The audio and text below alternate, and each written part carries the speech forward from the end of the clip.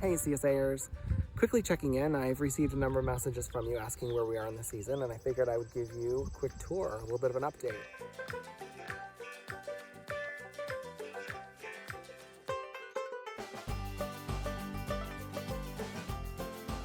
Behind me you can see we have a few rows of heading lettuce.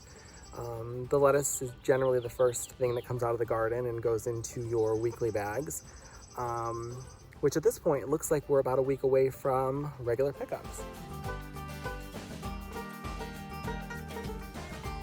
Moving along from the lettuce, you'll see I have all kinds of stakes and wires put in place to support our large slicing tomatoes, of which I have, I think, 6 different varieties. A few heirlooms in there which are really special. Moving along, this entire garden, well, you can also see the new chicken coop that's almost done. It's been the bane of my existence, but it'll be great. So this garden is lined with 5-foot tall wire to keep everything within it somewhat safe. Growing up on the 5-foot tall wire are 4 or 5 different varieties of cherry tomatoes. Some red ones, obviously, some yellow ones, some gold ones. My favorite variety is actually called a chocolate cherry and literally tastes like an M&M, which I can't even.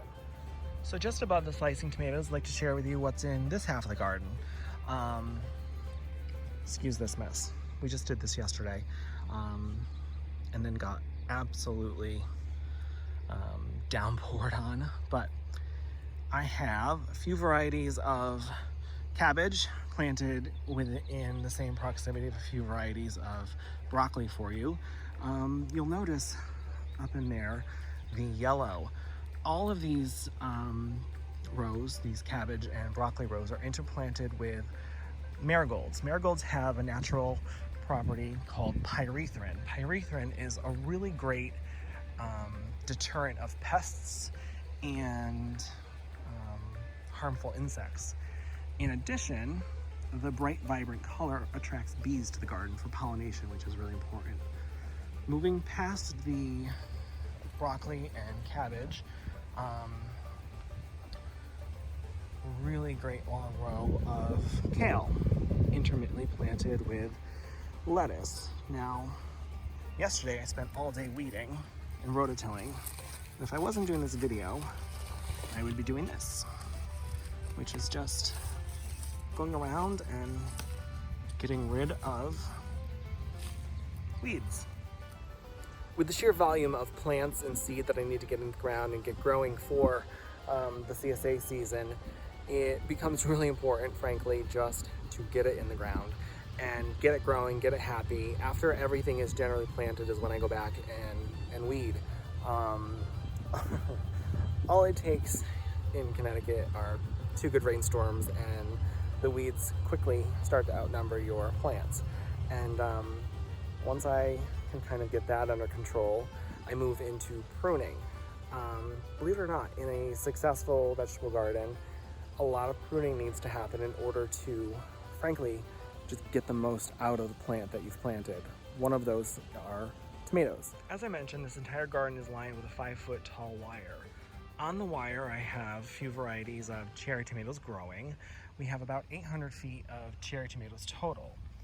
Now, after they're in and growing, you have to go back and prune. You'll see that off of the main stalk, in the elbow of each leaf, it's called a sucker. And what it does is it sucks energy from the plant. It never produces fruit, and by removing them, you end up making a stronger plant. It puts the energy into the fruit versus the extra useless, unproductive branches.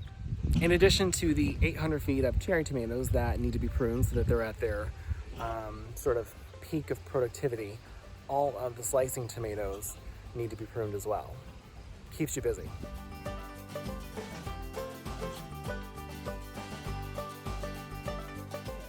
Now, I was able to show you in that first garden how well the lettuce is doing. 2 things at the beginning of every garden season determine when regular CSA pickups start: the lettuce and then also peas. Much like in that garden, I try and utilize the structure of the 5-foot tall protective wire, frankly, to grow things on, utilize as much space as possible.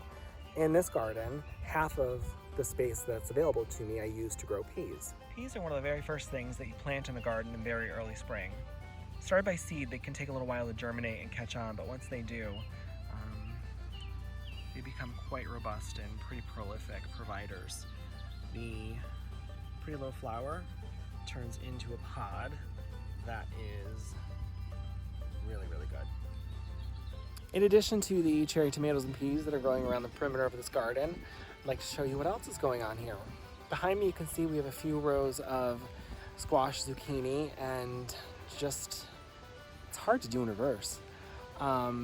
There are a lot of rows of cucumbers.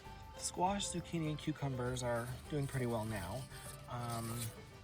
We had a frost and a freezing rain spell in mid-May that basically required that I replant everything from seed, which glad that it happened then, so I had time to recover a bit. With squash, zucchini, and cucumbers, you never actually plant only one round. You plant a few different rounds. Oh, hey, look. See? Already have some little fruit coming in. They're happy. Just past this, like I said, the next group of cucumbers. I'm opening up some new garden space at the very end. That's where the eggcorn squash, spaghetti squash, butternut squash are going to be coming out of this year. Much like the squash, zucchini, and cucumbers, you never plant just one round of them. With cabbage and with broccoli, you plant a few different rounds, but for different reasons. The plants on squash and zucchini and cucumber are very prone to a number of insects that are frankly detrimental to their long-term health. So you frankly just replant and replant to keep a healthy stock and keep productivity. But for broccoli and for cabbage, that plant is only going to provide you with one head of cabbage or one head of broccoli. So to keep going for a good amount of time, you need to plant more than one plant. So moving along from that round of cabbage and broccoli, we have a few varieties of hot pepper, a few varieties of bell peppers, about 400 feet in total. After that, we have the eggplant. Moving down from here, we have a few varieties of string beans, yellow beans, green beans, and royal burgundy purple beans.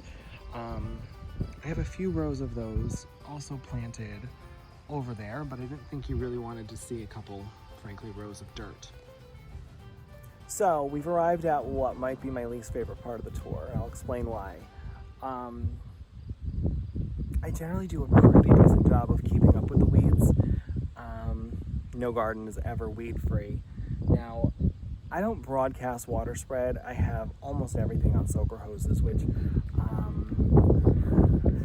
means when we get a few rainstorms, all of the weed seeds that aren't activated by enough water just come to life really quickly. Within the last 2 weeks, we've had 3 rainstorms, and before I rototilled yesterday, all of the laneways, all of the walkways looked kind of something like this.